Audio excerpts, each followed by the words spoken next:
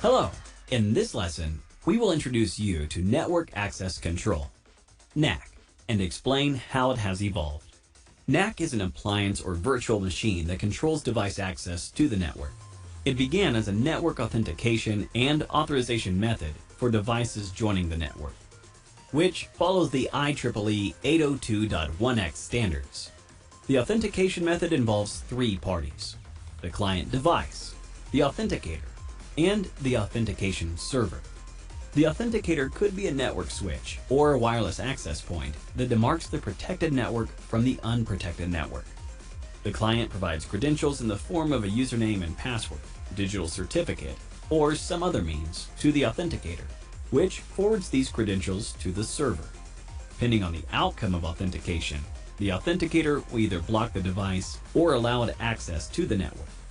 Another method to control access to a network, especially a publicly available network, is a captive portal. If you've ever connected to a network in an airport, hotel, or coffee shop, you might remember interacting with a web page that asks you to agree to legal terms before granting access.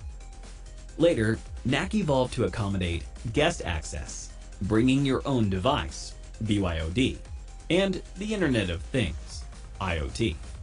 For a couple of reasons, BYOD and IoT devices introduce new security challenges. One, BYODs are personally owned, not assets of an organization. So MIS does not control what runs on these devices, for example, antivirus software or unsafe applications. Two, IoT devices are hardware with a sensor that transmit data from one place to another over the internet, dramatically expanding the attack surface. Organizations buy IoT-enabled devices from other vendors, and these devices connect back to vendor networks to provide information about product use and maintenance needs. Organizations tolerate this situation because IoT devices save them time and money.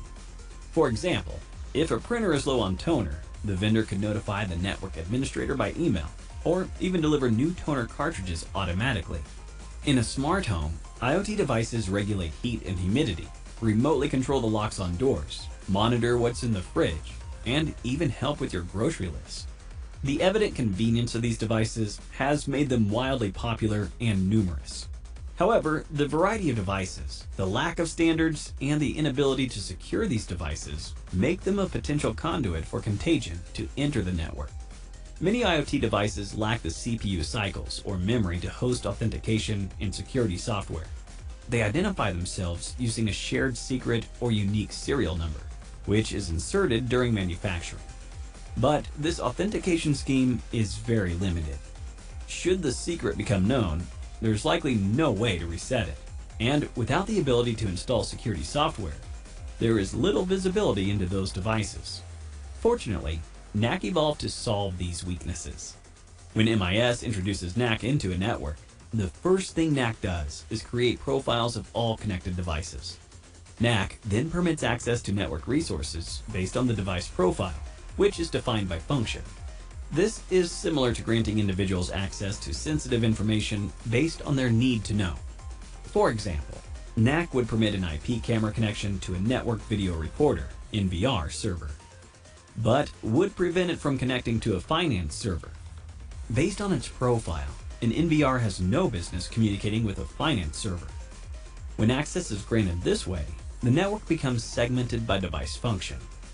If a device is compromised, malware can affect only those objects that the device is permitted to connect to. So, the compromised IT camera from the earlier example could infect the NVR server, but not the finance server.